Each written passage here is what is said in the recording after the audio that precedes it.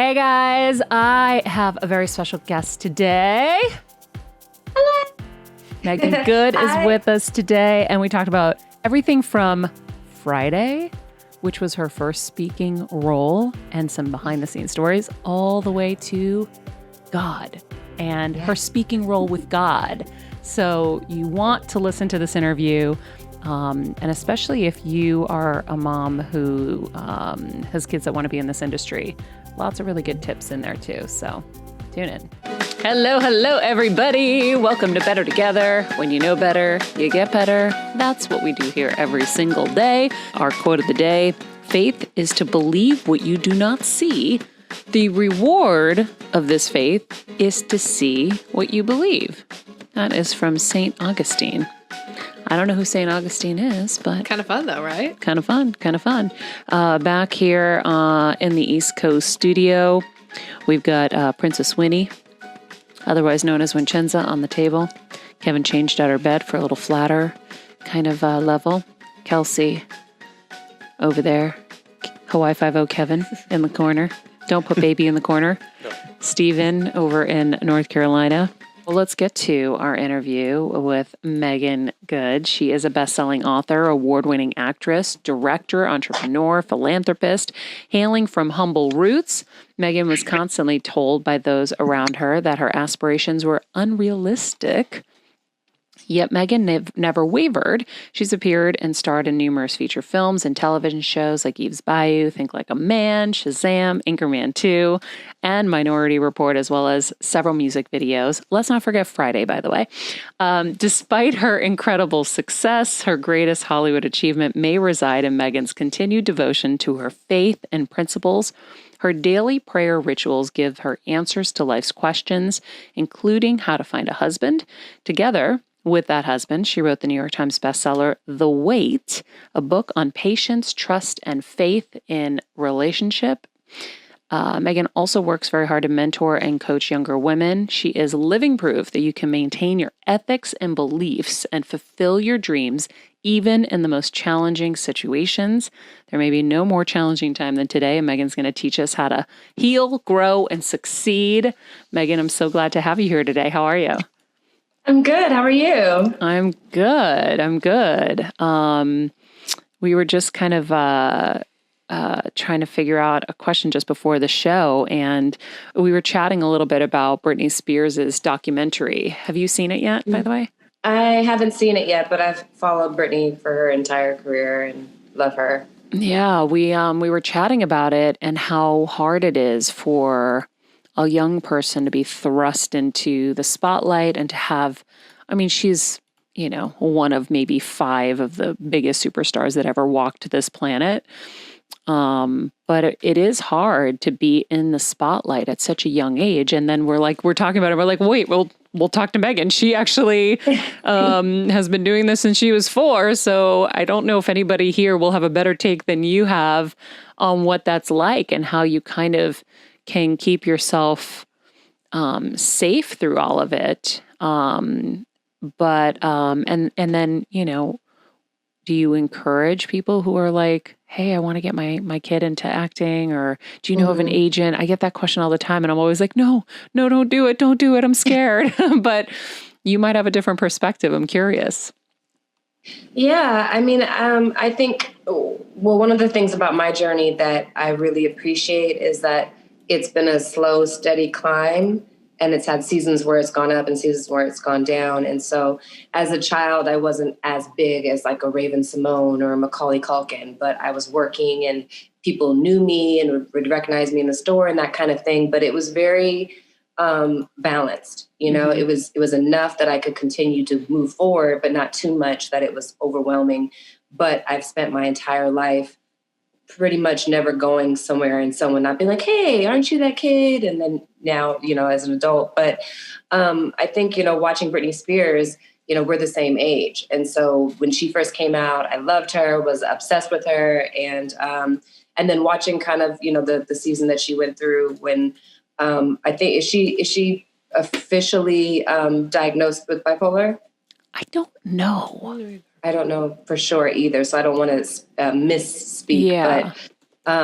I do have friends that have bipolar that it didn't surface until they were like 26 years old. And Oh, wow. the person that I knew, who they are the same people now, but it extremely shifted them in a way that they obviously hadn't anticipated, and it caused certain behaviors and certain things. And it was really heartbreaking, the scrutiny that they went through, and they're not even being scrutinized by the entire world. And so watching her journey, it really broke my heart to see, how people treated her and how they just, they didn't handle her with love and with care, and were not open to her situation or what she was dealing, with. And I think that no matter what level you're at in your life or your career, that's always a challenging thing. I mean, people, God forbid, commit suicide over things that people say on social media, that live in like Minnesota, and they're just, going through being bullied in school. And that's like overwhelming in itself, obviously.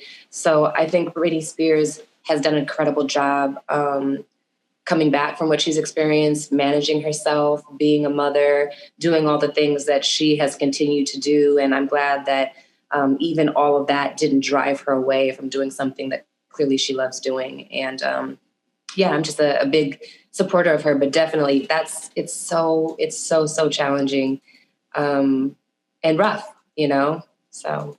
Yeah.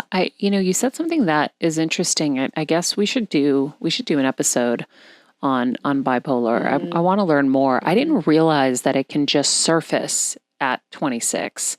Yeah. And I wonder if is it like a pile on of events? Because it feels like with Britney, and we'll get away from Britney. We were just talking about it before, and then it ended up now trickling into your conversation. But it felt like to me a pile up of events that just kept taking from her and taking from her and taking from her and taking from her, that maybe just kind of led to that. But well, with my friend that went through it, it was one event, one life-shifting event that was kind of like, the camel. And maybe there were things that happened before that I'm not aware of, but there was one event that she shared with me that's pretty big. And that was kind of the beginning point of just like when things started, all this behavior.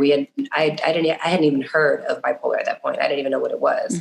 So when she was doing things, I was like, wait, what's going on? And like, am I crazy or am I misreading this? Or like, is this kind of, and so, and then once her mother made me aware of it, and then now I think I have 4 friends that have been diagnosed bipolar. Wow. So, when they're kind of going through a season, in a moment, you it, you feel it, and I'm sensitive to it. And then when they're, in a great place, it, you feel it, and I'm sensitive to that as well, because it's hard when you've done things and you're in that moment that people now judge you for when you're in a great place. And it's really unfortunate because they're not 100% themselves when they're doing that, Yeah.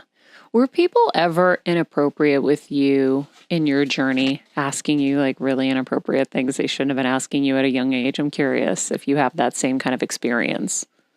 Yeah, I mean, I still have that experience. But I think, there's definitely situations that have been a little awkward. But I think because I was doing it so young, I learned how to navigate those things. And it's an unfortunate thing, but one of those things was just to act oblivious. Like if it was someone that was a lot older than me in a higher position of power, flirting with me, when I'm in the audition room or something crazy like that, I would just act oblivious that that's what was going on. Because the sad thing is, before the Me Too movement really, came full circle, if you called someone out on that, or if you reacted a certain way, then now people say you're difficult, or they don't want to work with you, or whatever it may be, or that never happened, or that wasn't my intention, or whatever. And so, my generation, it was just like, you just act like you didn't know that was going on, unless it gets to a point where you just have to be like, okay, hold up. Yeah. Yeah, I'm 42, and I feel like I kind of did a lot of that too, where you're like, and you just kind of laugh it off, and you just scurry away and hope everything is like going to be okay, because otherwise you couldn't say anything. Yeah. I mean, the good thing is it's a different day and age in so many ways, and I think that we're making progress on a lot of fronts, and it's nice to not have to ever feel like that again, in those type of scenarios. But I also think, we we're in the extreme phase right now too, where, it's like we just had like a workplace meeting, and for the first week, I think everyone was scared to like, it's like you don't know what's going to offend somebody or what's going to be weird. And I think it's important to go to the far extreme in order to find balance. But I think we're still in it, a little bit. Yeah. Well, you're shooting a show right now. I don't know if you're able to say, so I don't want to, are we okay to talk about it? Yeah, I mean, we don't have an official name for it yet, okay. So we're still untitled, but I'm here in New York, and I love New York, and it's snowing, and the girls that I'm working with it just makes me so happy, because anytime I do a show, it's like, it's not a race, it's a marathon. You're on it for months and months at a time. If the show does great, you're talking about years at a time. So for me, I'm a big hippie, and I've done majority of just like stayed in the film space because I'm like, I don't want to know what my next job is, or like where I'm going to be, or what character I'm going to play, or what country I'm going to be in. And so now that I'm older and I've been married for 9 years, and, we're talking about starting a family and stuff, I want a little bit more stability. And so it's nice to be in a place that I could potentially be in for years with people I really, really love and enjoy spending time with. And like, my co-star Grace lives like, 3 floors below me. And like, she just comes over in the middle of the night for like sugar, and it's really great. And the producers and Amazon, everybody is really great. That's so cool. I'm sure, is this like the first kind of show that you're doing in COVID? I'm curious, or did you do something before? Yeah, I shot a movie for Lifetime called Death Saved My Life. Oh yeah, that comes out this Saturday. Yeah. So I shot that during COVID. And, it was definitely crazy and an adjustment, but it was great, and everyone was great, and we felt super safe, and it was nice to see human beings and actually know that not only is everybody being tested every day, but they literally had the entire crew up at one hotel. So nobody was like leaving the bubble. So, if you wanted to hug someone, you were actually like in a pretty decent place to do it versus, just the month prior where I just really didn't see anybody. Except for my family once we had all quarantined. And this show, I was shooting this in March when the pandemic started. Oh my God, that's crazy, because that's at the beginning. I mean, that's when the brave ones went forward. Yeah. It was like 1 second. It was like, okay, so the pandemic, okay, is this happening? Is this really happening? And we weren't sure. And then it was like pretty much after Tom Hanks got it and they shut down the NBA, everyone was like, this is real. And so, I just got the chills. I took a plane straight home and had no idea I'd be home for a year. But as horrible as it has been, I tend to just look at the positive. And the positive is I got more time with God. I got time to pray and work on trauma and just work on myself and be intentional about my healing, my growth. I got a ton of amazing time with my husband, which hasn't happened the whole time we got married. I literally got engaged and was on the way to the airport and like almost missed the flight and got on the flight, and everyone was looking like the plane was like waiting an extra 2 minutes for a person. And I'm like, I got engaged. And everyone's like, yay. But that's been our whole marriage is like on the run. I'm 7 months here, 3 months there. He's a month here, 2 months there. So being able to spend time with him was like heaven, and yeah, even when he got on my nerves, I loved it. So. That's so cool. I think, I want to talk to you about all of that. That's what we do here every single day. Our goal is to know better and get better and do better in all areas of life. And we're constantly having conversations about our traumas and healing. So maybe we start there. I mean, was the time at home kind of the impetus for you to face some traumas that maybe you hadn't faced before? I think so. I think that when you're going, and by the grace of God, I've been able to work consistently. It was nice to have a moment to just sit down and say, okay, and even with marriage, we made an executive decision to start doing marriage counseling. And it wasn't because there was something wrong. It was like, let's be proactive. We have this time. We don't know when it's going to end, but let's make sure this time is used in a way that is valuable to our future and valuable to what we want to accomplish in life. And so we did marriage counseling for like 5 months. During COVID?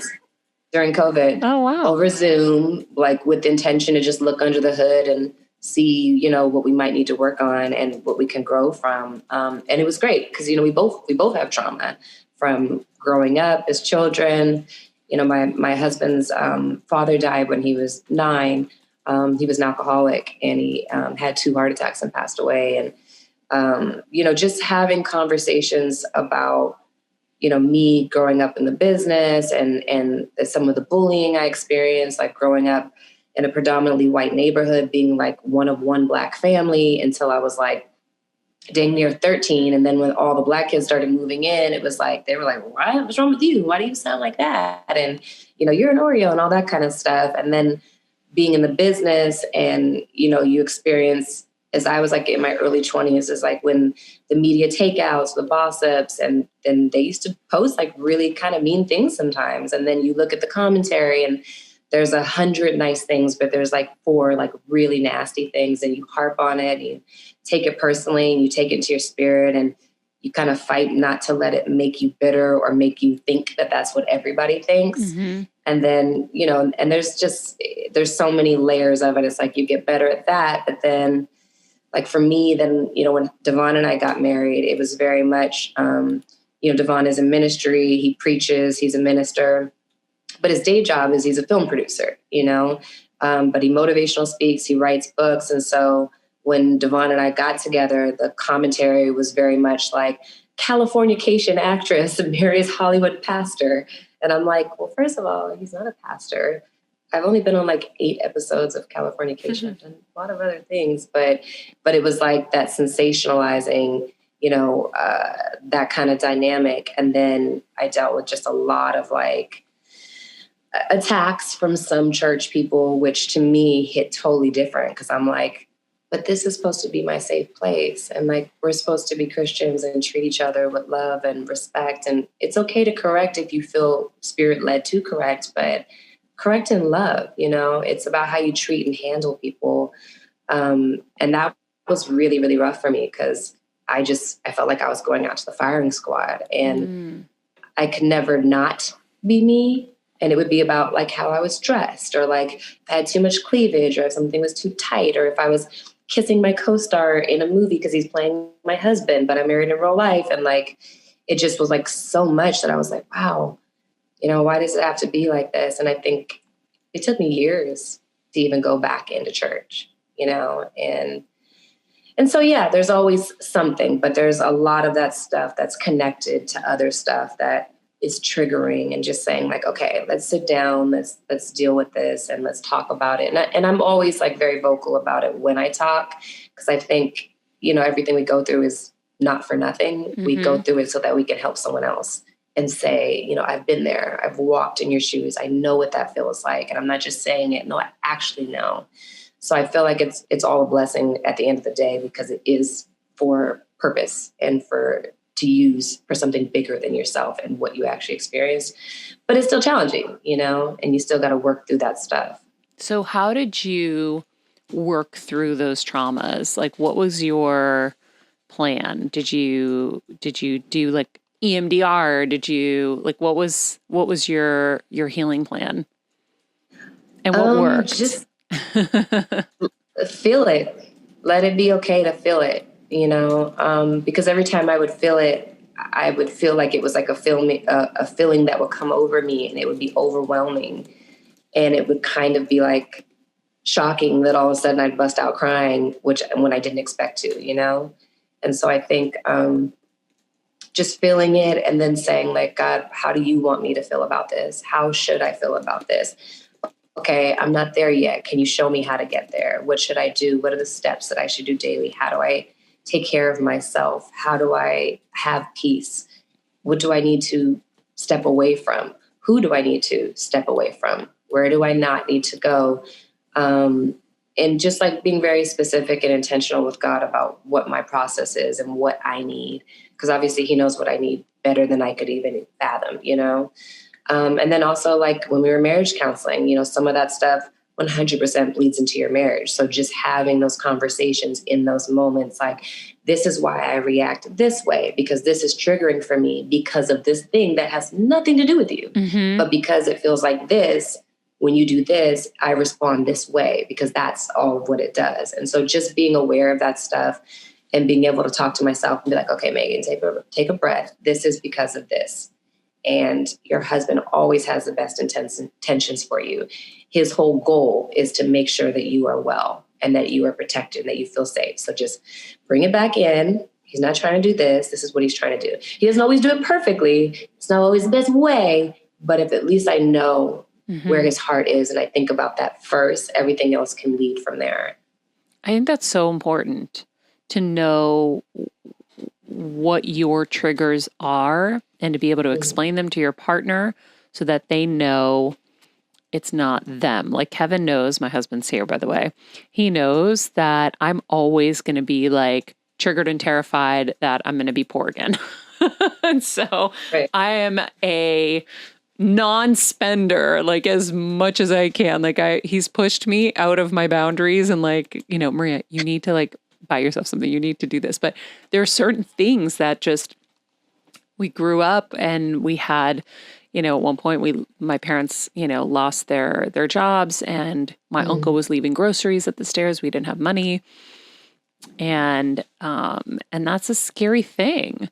And so I have that like that trauma that just is so scary. So anytime I see him spending, I'm like, and then it took a while for him to realize, okay, it's just her OCD about money and her traumas about money. It's not about me right, honey? Mm-hmm.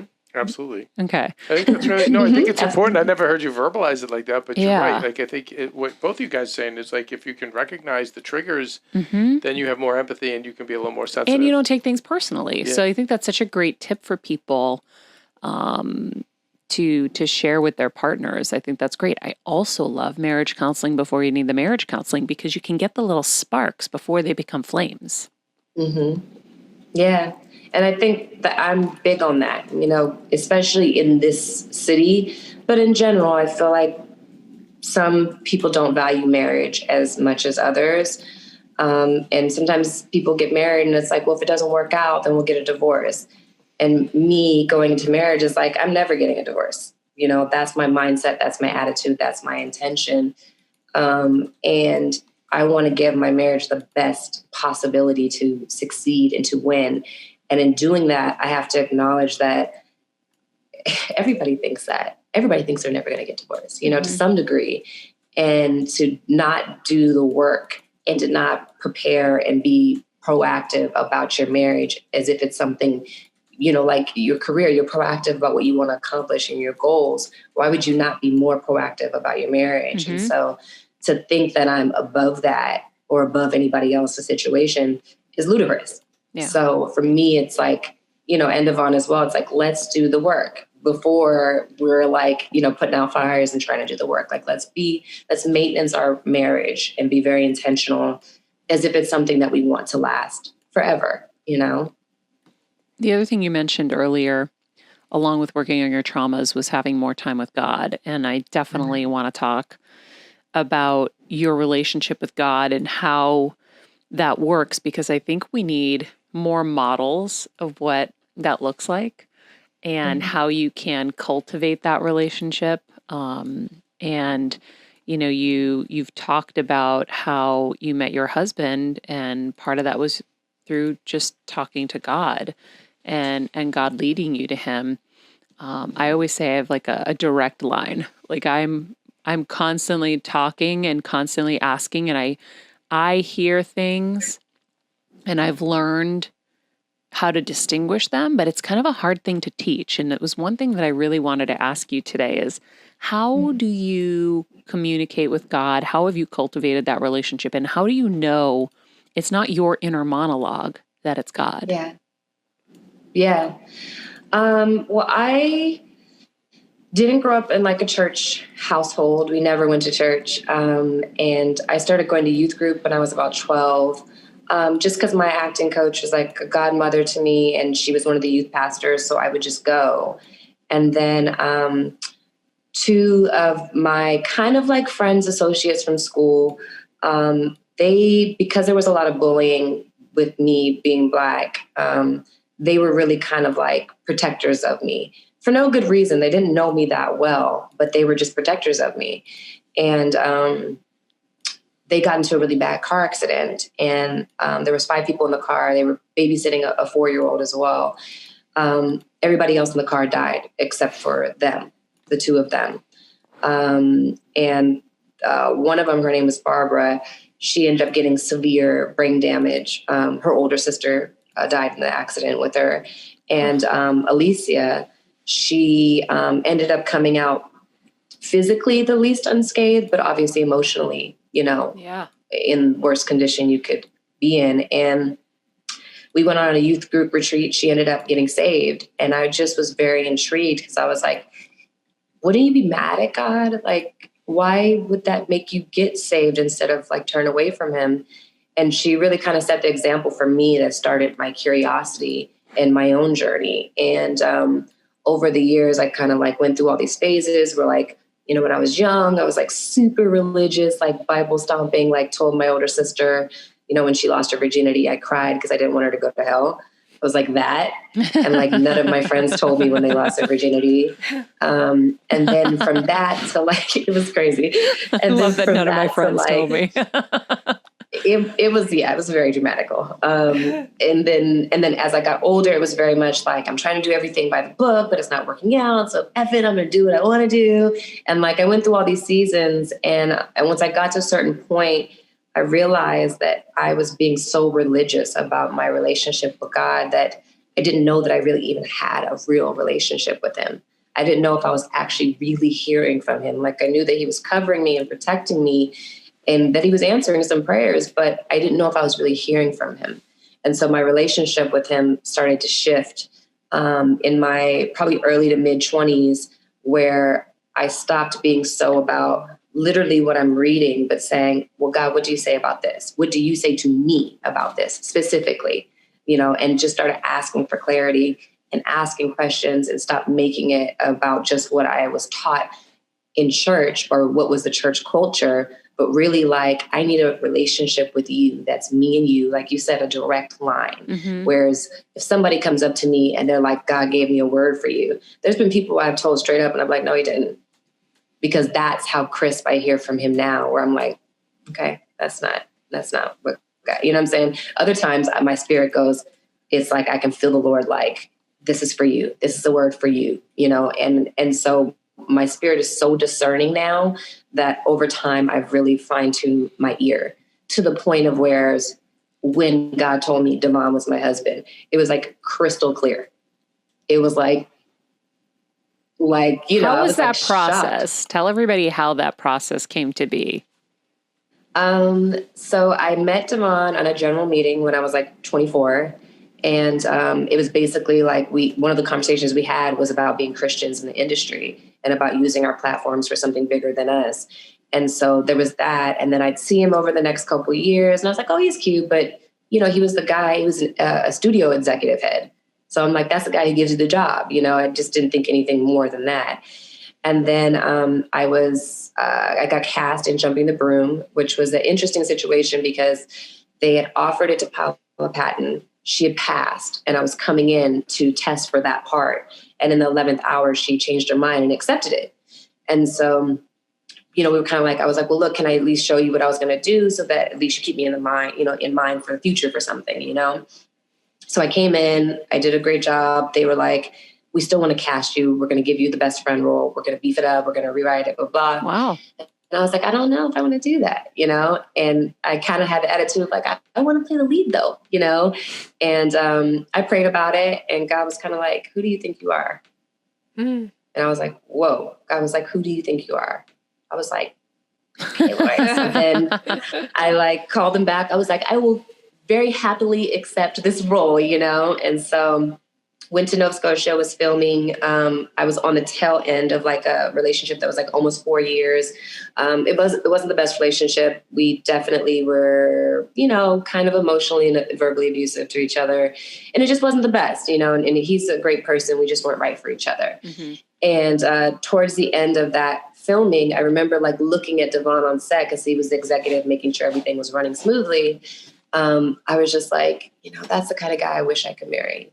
And the relationship that I had been in had beat down some of my self-worth to the point where I just felt I felt that Devon was out of my league, and that was not someone that God would give to me, And so I remember as we were wrapping up filming, I was like at the lowest point of just, I felt like I had made so many mistakes and like, I just wasn't in a good place. And so I was just like, Lord, I don't know what I'm doing.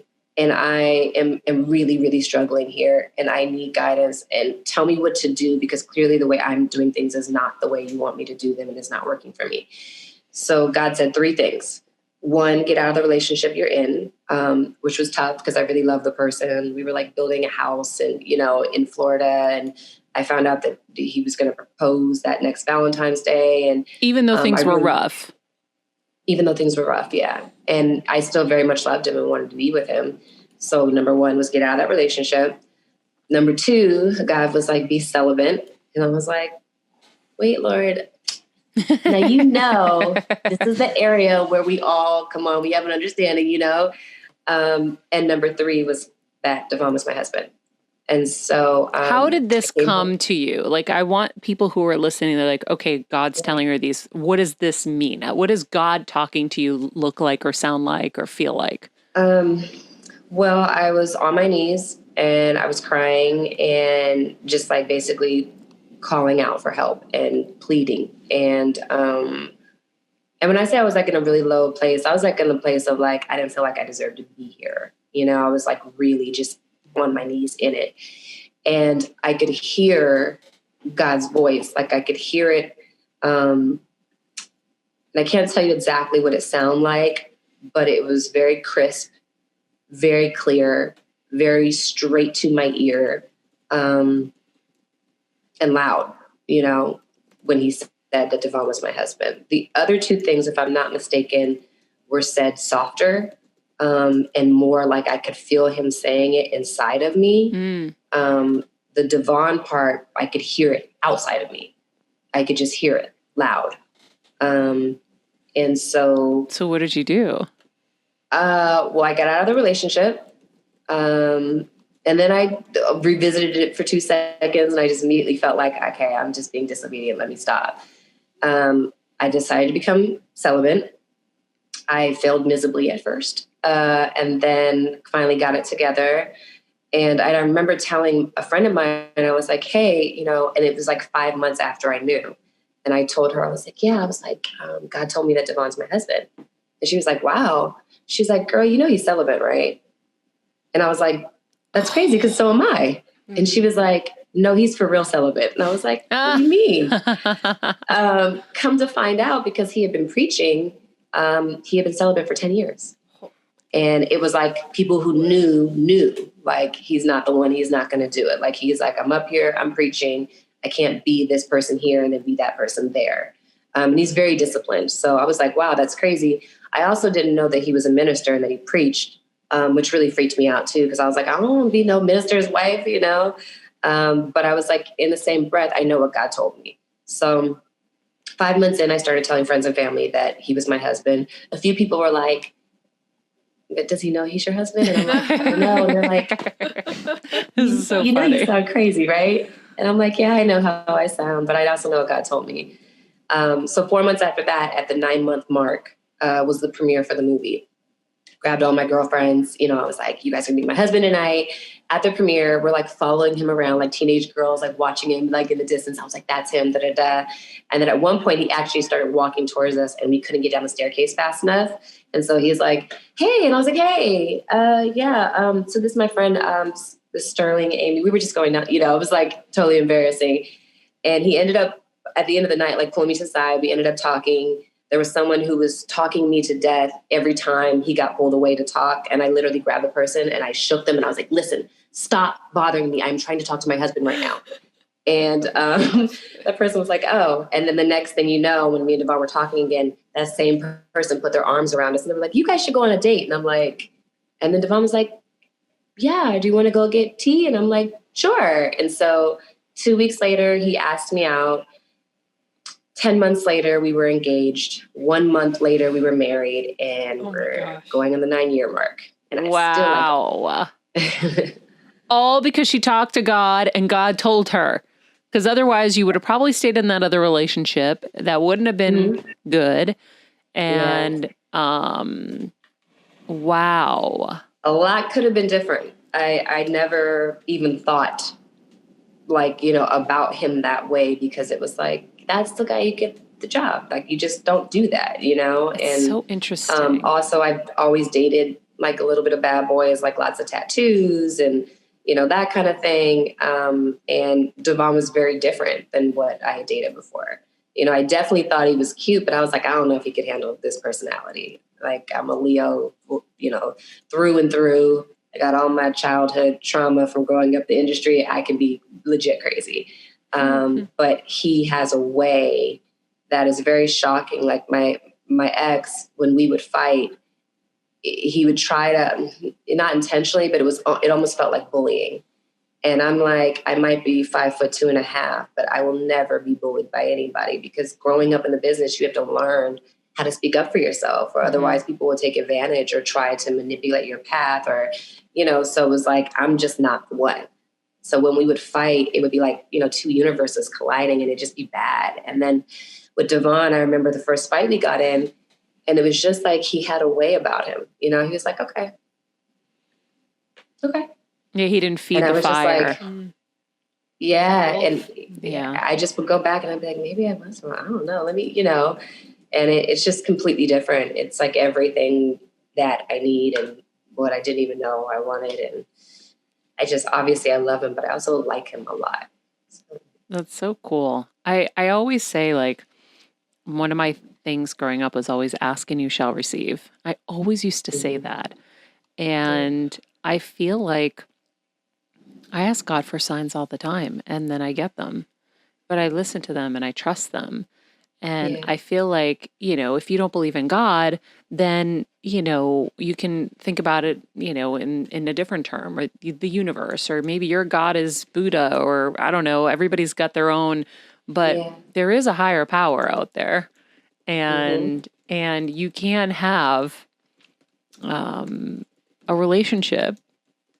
And I think it's really cool to hear your story. And I remember, I think it was an Oprah interview I was listening to you, and you were talking about, maybe it was that interview, I don't know, but you were talking about you didn't know if you wanted to be a mom. And at the beginning of this, you said you guys were going to start raising a family. So it sounds like you've made that decision. Yeah. I just got there, you know, like in the last few years, I'd say, because, you know, for the moment you get married, everyone's like, we're going to have kids. And I hate that, you know, because I wasn't even sure if I wanted to have kids. And I just felt like people were trying to like pressure me, and it aggravated me. And as a Leo, anytime you pressure me, I'm going to do the exact opposite. I don't even have time to think about the fact that you might be right, because I don't like that you're pressuring me. And so for years, you know, and it's great because Devon's just been patient. You know, I knew that he wanted kids and wants kids, but he just never pushed, you know, and it's kind of amazing. And so, like in the last, I'd say like 2 years, 2.5, 3 years, I'm like, okay. And then I think I just got to a place where I'm like, okay, not just okay, but like we're about there. It's about that time where I want to do that next. That's what's exciting to me next in this kind of like short but long life full of just tons of experiences and unique things that I've gone through, that I've seen, that I've done. That's what I'm excited about next, you know, and I feel very settled, like I've done everything I want to do. And the other things that I want to do are things that I kind of want to do with a kid on my hip, because it's just so much more badass that way. And so, I'm excited. So you're thinking about like 5, right? No. More like 2, maybe. You know, we're in the same situation. And for me, I always looked at my parents like they were my kids, because I always have been taking care of my parents. Yeah. And so kids like kind of just weren't in my ether. And also I was like you, I didn't know if I really was meant to do it or wanted to do it. And so we've, gone through the IVF journey and we have our embryos and now we found a surrogate and we finally got there, just like you said, where I was like, I think it would be really great. And I think I am ready for that next journey in life. And the same kind of vibe where I'm like, I really want to be like sledding with my kids and I want to like take my kids and go do all the fun stuff that I didn't really get to do when I was younger. I want to get to do it with them. Yeah. Yeah. It's so interesting, but I think, and I'm glad that you say that because, even me saying that, like in the last month, there's been like some blowback where people are like, what, and it's like, it doesn't make you bad to be like, that's not what I aspired to. I did not base my whole life on like, becoming married one day and having kids one day. That's not everybody. And that's okay to say. And I think that there's so many women who feel that way, but they just feel like you can't say that. Like that makes you like a bad person if that's not what you aspire to. And it's not true. Yeah. It's not for everybody. And maybe it's for certain people in certain seasons, later when they're like, okay, this is what's next, and it's something that I choose to want what's next, and I think it's a really important conversation to have because we don't have it enough. It's like a weird thing to say. And it's like, but why? Well, it's a different time. Like I always say, my mom's generation, that was the dream. For us, they kind of opened up a whole new path for us where it was like, oh no, go live like the dream. Go experience all these things. And it's a massive responsibility, as you know. And I was like, I don't know if I can do everything. I am not going to put myself in a position where I'm going to be a terrible mom because I can't do it all. And I'm not ready to give up the things that I want to do that. I couldn't see a path, Meagan, where I could juggle everything. Like the people that made themselves look like Superwoman. I was like, I don't think I'm Superwoman. Right. And I don't know even if I could do it that I want to. That could be like extremely stressful, know? And I think life is about quality of life every single day. And so I think it's a choice that you have to make when and if you're in a place where you're like, yeah, I do want to do that. I accept the challenge and the responsibility because I choose it. Yeah. What are your fears now though? Like, do you have fears now? I mean, my fears, I'll just jump in real fast, or like raising kids in this crazy time and then COVID time and just like, are there even going to be schools? Like there's so many uncertainties. At the same time, there's so many cool positives to it. Like you got time with your husband that you never had. Anyone I know that's had a baby in COVID actually got to be with their baby. That was kind of cool. Yeah. Yeah. Same. My sister, my youngest nephew is 1. He'll be 2 in July. And it was the best thing in the world to get to watch him all this time. Whereas with my other nephew, my sister's other son, who's 5, for the moment he was born at 5 months old, I was off in Vancouver shooting a TV show, and I never got to see like the next, 6 months of his life. It was just through FaceTime, and that was really disappointing to me. So with this time, it was like she got to be home with him. I got to be home with him. I got to be home with my mom. We got to, cook and do things just within our little unit after quarantining. And it was perfect. Like that time to me is so invaluable. And I think that kids do experience a lot, going to school. And if this is a time that God has allowed, then I think there's a lot to be gotten out of it that we can choose to focus on that's positive. And I would love that. I would love to like, okay, well, I'm not going back to work because I can't, something's kind of nice about that. But I think, the reservations I do have is just the responsibility. I'm afraid of not being able to do what I want to do when I want to do it. And it's it's kind of selfish, but it's honest, and watching my sister with my 2 nephews, she is one of the people who's closest to me in the entire world. We're not even 2 years apart. So I see so much of myself and how I would be in her. And, she balanced a lot. Her husband's a musician. He's constantly touring the world. My husband does various things and is constantly touring the world. So I saw so much of what I could expect to some degree. And I know we're both different and our dynamic, everything, but that was about as close as I was going to get to what it might be like. And in the beginning, I think she balanced it all, but it took a lot of everything, sacrifice. A lot of sacrifice. And I just wasn't sure that I was ready to sacrifice. And now I feel more sure, but I'm like, yeah, there is the fear, that it's like, but in the same breath, I think that I want them more than I care about the fear. So, yeah. If they came to you and said, Mommy, I want to be in movies and TV, and they were young, or if you saw something special in them when they were young, would you be okay with them going on this path? I would. But I think for me, I had the potential to be one of the ones that could have fallen off the side of the cliff. But for me, my relationship with God always brought me back and grounded me. It gave me perspective that was invaluable to me just surviving in general.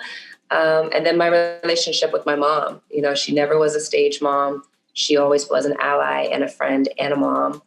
And those two things, and then also having people around me who didn't just feed me anything to be in my life or around me, but were always honest with me. And I think those three elements, with God being the base, was really the only thing that kept me, because I definitely have a wild personality. I like to enjoy life. I fly by the seat of my pants. I make decisions in a moment. If I was 22 and someone was like, let's go to Vegas right now, one person I didn't even have to know, the other person I may have only known for 6 months, and I'd be like, let's go to Vegas. Where are we staying? I don't know. And if someone's like, oh, let's go from Vegas to like Honolulu, I'd be like, cool, how much are the tickets? So I think that having all those things in place can make all the difference in the world. And I wouldn't have a problem with them doing it, because that's all I know. Like, that's the life that I lived, and I don't see anything wrong with it. I think there are trauma and there's stuff, but I think everyone has trauma and everyone has stuff, and I wouldn't do it any differently. So I like your survival guide for parents. I think that's really helpful. Definitely. Because you said things in there that I've not heard other people say. And I think that's really helpful. There was something that, before I let you go, I have to ask you. You were talking to Kelsey about a moment where you had to kind of stand up for yourself, but you were scared. And I know it's really challenging in this industry to stand up for yourself. And we talked about how we kind of like did the nervous giggle sometimes. And sometimes that was the best offense or defense. Right. But there was a moment where you omitted a joke from a comedy you were in.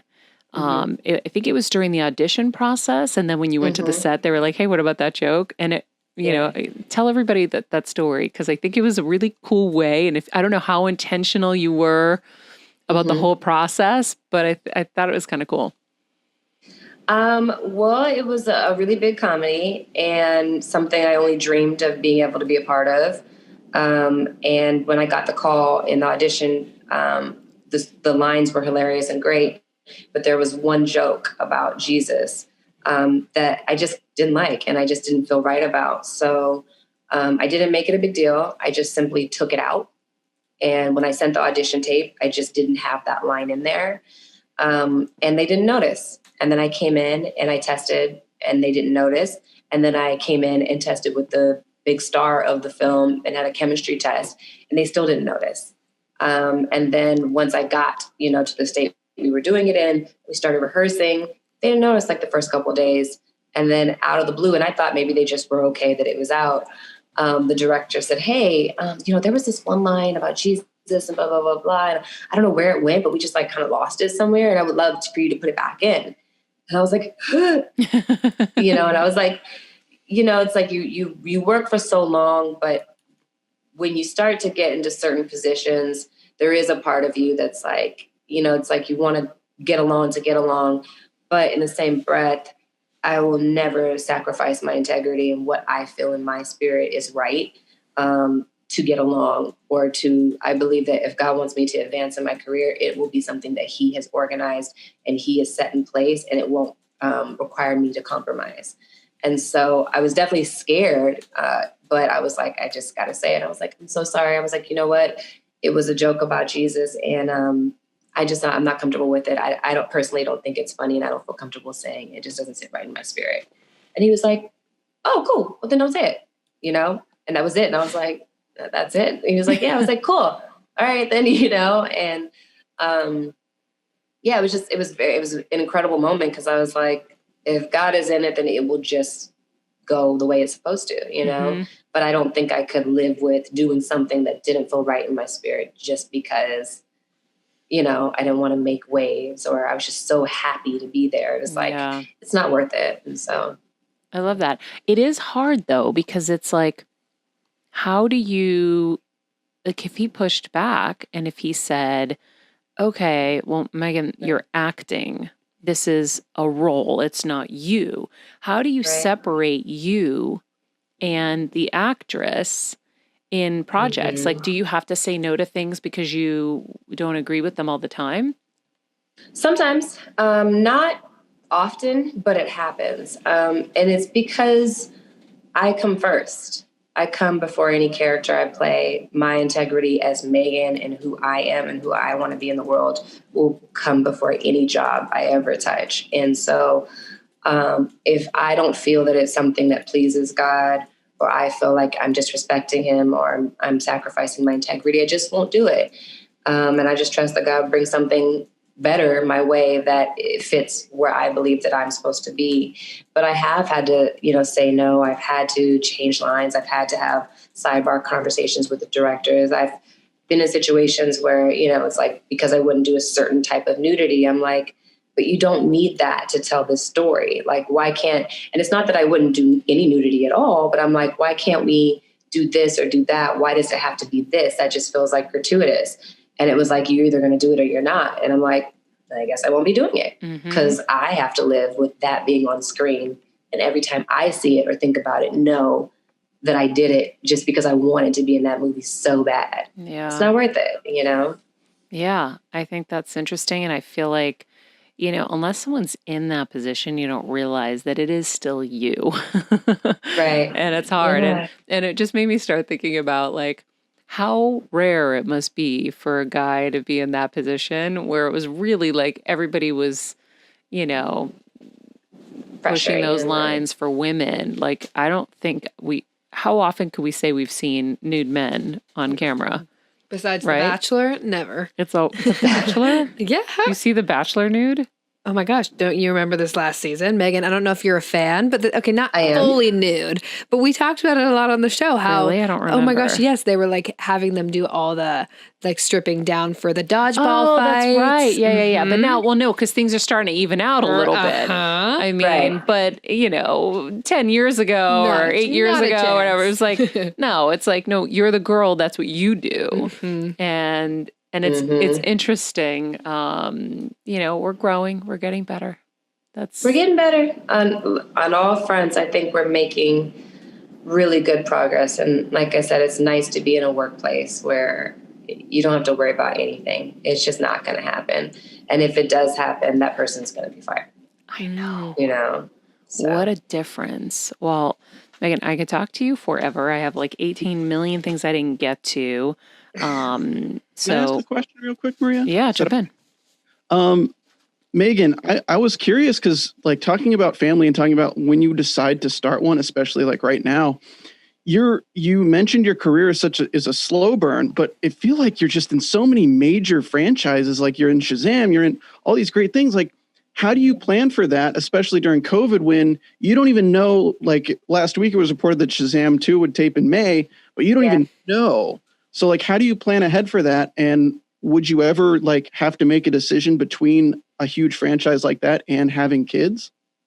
Yeah, we were talking about having kids last year, and a lot of the conversation was, well, when is Shazam 2 going? And I've got to be in the best shape of my life for that. And then when are we going to finish the show? And then there was a lot of that talk. And what I ultimately decided was like, okay, I am ready, but I don't know that I'm ready like this month. So let me just wait a beat and just wait and really figure out how I feel and allow that to be the thing that leads me. And then at that time, when I get to that place, then I will make an executive decision for whatever other choices I need to make in my career. But ultimately, by the grace of God, I've had a pretty great career where I'm very happy with it. And there are obviously lots of things I want to do, but family is at the top of that list. And so I'm just trusting God that it's going to fall into place. Right now, we're supposed to shoot Shazam in May. I'm hoping that right after that, we can get to it. And we'll just see, kind of how it all comes together. But at this junction, I'll be 40 in August. And I kind of knew I was like about 40 is feeling right. And then now that I'm here creeping up on it, I'm like, yeah, about 40 is feeling right. So the priority will be the family. And then everything else will fall into place, God willing. And if not, something else will fall into place when it's supposed to. So cool. Well, guys, we didn't get to talk about the wait, which I love. And I really wanted to talk about working together with your husband because we obviously have been working together forever. So we're just going to have you come back. And maybe it's for the Amazon series when it's out. But your new movie on Lifetime is called Death Saved My Life. It's a thriller. It premieres Saturday, February 13th at 8 p.m., 7 Central.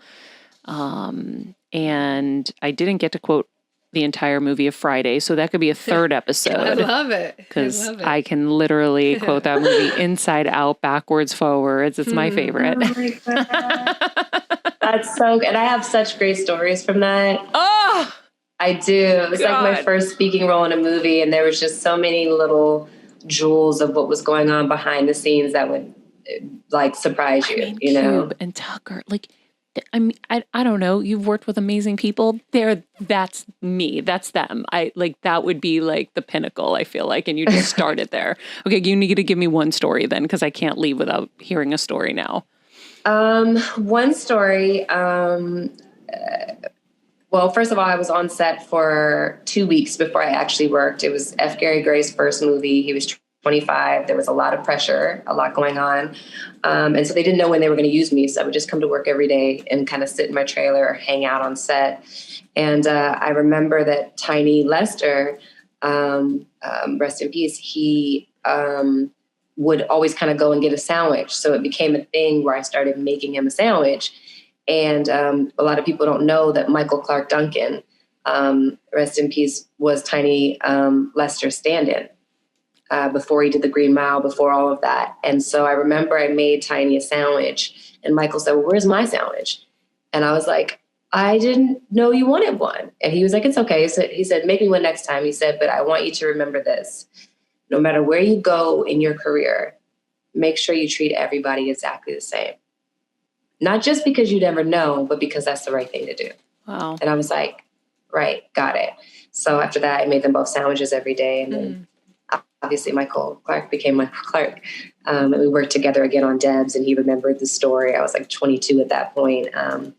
But yeah, a lot of little jewels like that behind I love the scene. pearls of wisdom on Friday, which is hilarious.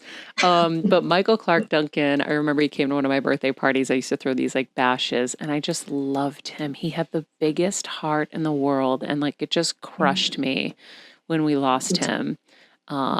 But, oh my God, you worked with Debo.